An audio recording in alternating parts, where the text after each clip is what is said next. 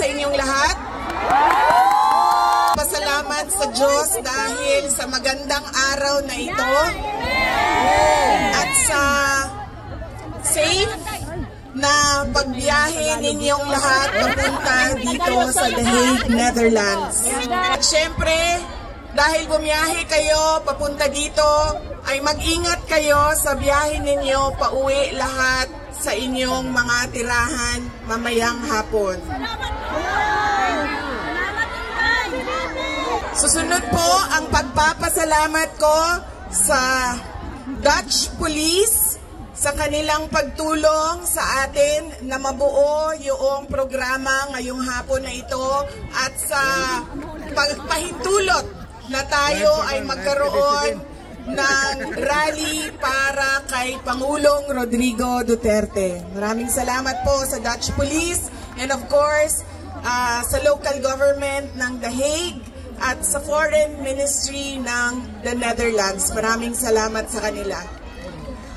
Ang susunod na pagpapasalamat po ay mula sa akin para sa ating mga organizers ngayong hapon na ito sa Executive Committee na nag-meeting araw-araw, iba't ibang time zone para pag-usapan kung paano natin maisagawa ang ating pagsuporta, pagpapakita ng suporta kay Pangulong Rodrigo Duterte na matiwasay at maayos ang ating pagsama-sama ngayong hapon na ito.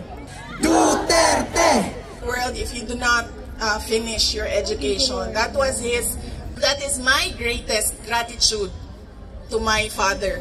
The emphasis he gave in education. Mahal ka po namin, Rodrigo Roa Duterte. Para sa mahal po kami.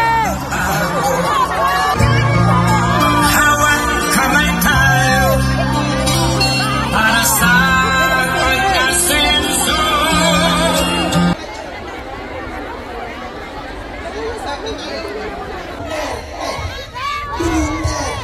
Our dear kababayan at sa mga ayan, kasama ko ba?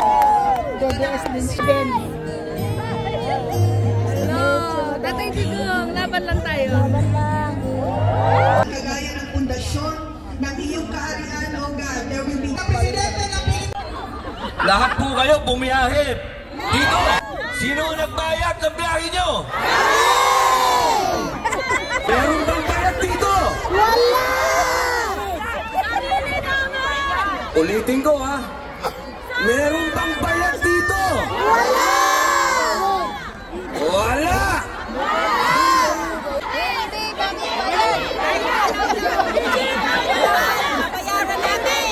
May pera kami! May pera kami! May pera kami! May pera kami!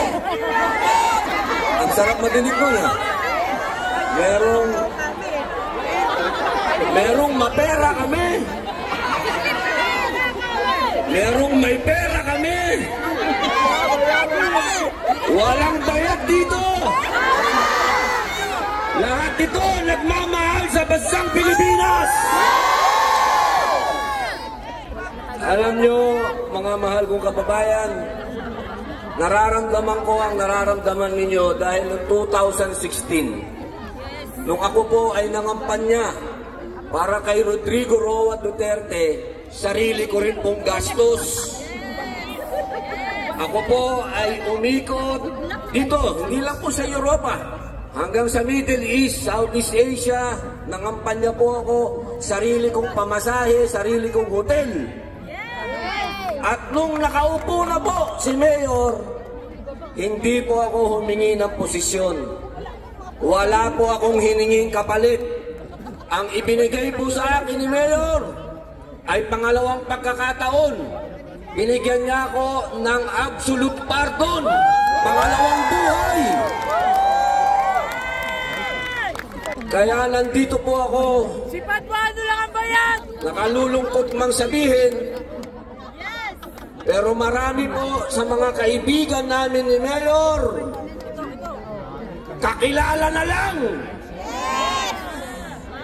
Napakabilis pong makalimot sapagkat ang ganap na ito ay nagising ang damdamin ng mga Pilipino. Hindi kami bayad! Hindi kami bayad! Hindi kami bayad! Bayad! May pera kami! Hindi kami bayad! May pera kami!